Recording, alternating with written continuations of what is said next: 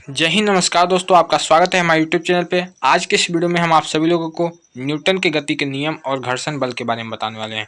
दोस्तों, हमारा यह वीडियो बोर्ड परीक्षा के दृष्टिकोण से काफ़ी महत्वपूर्ण होने वाला है। तो यदि आप वीडियो देख रहे हैं तो वीडियो को लाइक कर दीजिए और चैनल को सब्सक्राइब कर लीजिए। तो चलिए दोस्तों, हम वीडियो स्टार्ट करते हैं। इसमें देखिए दोस्तों, देखते हैं गति का पहला नियम। गति का पहला नियम क्या है? यदि कोई पिंड स्थिर है या एक समान चाल से गति कर रहा है तो वह तब तक यह जारी रखेगा जब तक कि उस पर कोई बाह्य बल न लगाया जाए। दोस्तों, गति का पहला नियम कहने का मतलब दोस्तों, जैसे कोई भी पिंड होता है वह गति अवस्था में तब तक रहती है या स्थिर अवस्था में तब तक रहती है जब तक उसकी अवस्था में परिवर्तन ना किया जाए, और उसकी अवस्था में परिवर्तन तभी किया जा सकता है जब तक उस पर कोई बाह्य बल लगाया जाएगा। तो देखिए दोस्तों, हम गति का दूसरा नियम देखते हैं।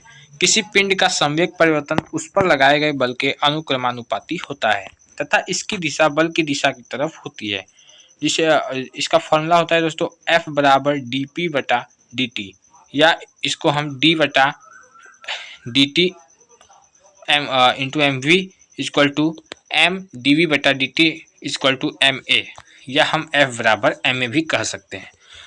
तो चलिए दोस्तों, हम गति का तीसरा नियम देखते हैं। गति का तीसरा नियम क्या है? गति का तीसरा नियम दोस्तों है कि प्रत्येक क्रिया का उसके समान तथा विपरीत प्रतिक्रिया होती है। जैसे दोस्तों, गति का तीसरा नियम कहने का मतलब है, जैसे अगर किसी दीवार पर अगर हम एक मुक्का मारते हैं तो दीवार की तरफ से जो बल लगता है जिससे हमारे हाथ में चोट लगता है वही क्या होता है? प्रतिक्रिया बल होता है। और यही क्या है? गति का तीसरा नियम है। F A B equal to minus F B A, जहाँ दोस्तों बी द्वारा ए पर लगाया गया बल is equal to minus bracket में ए द्वारा बी पर लगाया गया बल। तो अब हम छठा देखते हैं दोस्तों, किसी पिंड का लिफ्ट में भार।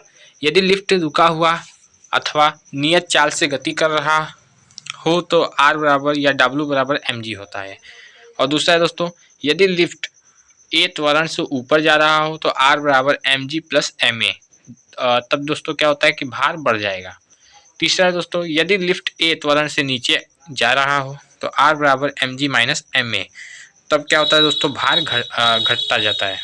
और चौथा है दोस्तों, नीचे की ओर त्वरित होगा जब A is greater than G, आभासी भार बराबर माइनस भी, अतः व्यक्ति ऊपर की ओर त्वरित होगा और वहीं रहेगा। तीसरा दोस्तों देखिए दोस्तों, हम देखते हैं परिणामी त्वरण।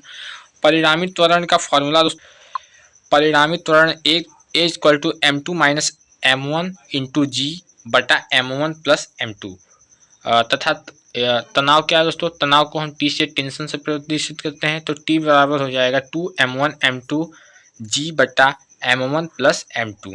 आधार पर प्रतिक्रिया क्या हो जाएगी? R बराबर two T plus m g. यहाँ m क्या है? घेरनी का द्रव्यमान है। आप देख सकते हैं दोस्तों किस प्रकार से चित्र बनाया गया है।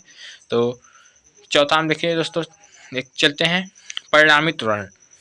परिणामी त्वरण को हम A equal to m two g बटा m one plus m two, जहाँ दोस्तों देखिए दोस्तों, पहला पिंड M1 है, दूसरा पिंड क्या है? M2 है, तथा तनाव T बराबर क्या हो जाएगा? M1 M2 G बटा M1 प्लस M2। पांचवा दोस्तों देखिए दोस्तों, देखते हैं पांचवा क्या है? प्रतिबंध होता है। प्रतिबंध क्या है? M2 is greater than M1, इसे हम M2G माइनस M2 बराबर M2A, या T1 माइनस M1G बराबर M1A, जिसे हम ब्रैकेट में T2 माइनस T1 बराबर M3A। देखिए दोस्तों, इसमें तीन पिंड हैं जो कि एक दूसरे पर निर्भर हैं। अब देखिए दोस्तों, हम अगला देखते हैं घर्षण। घर्षण को इंग्लिश में फ्रिक्शन कहते हैं। घर्षण क्या है? स्थैतिक घर्षण के महत्तम मान को चरम घर्षण अथवा सीमांत घर्षण कहते हैं, तथा यह मेज की अभिलंब प्रतिक्रिया R के अनुक्रमानुपाती होती है। इसमें दोस्तों क्या है? Fs is directly proportional to R है, क्योंकि दोस्तों Fs बराबर म्यू एस आर बराबर mu S into M G होता है, और म्यू एस आर स्थैतिक घर्षण गुणांक है। गतिज घर्षण क्या है दोस्तों? जिसे हम काइनेटिक फ्रिक्शन कहते हैं। गतिज घर्षण F के अभिलंब प्रतिक्रिया R के अनुक्रमानुपाती होता है। F के is directly proportional to R, क्योंकि दोस्तों F के बराबर म्यू के R है। म्यू के क्या है दोस्तों? गतिज घर्षण का गुणांक है। आठवां हम देखिए दोस्तों, देखते हैं घर्षण कोण। घर्षण कोण क्या है? सीमांत घर्षण की अवस्था में सीमांत घर्षण बल Fs द्वारा तथा अभिलंब प्रतिक्रिया R के परिणामी S द्वारा अभिलंब प्रतिक्रिया R के साथ बनाया गया कोण समतल का घर्षण कोण कहलाता है।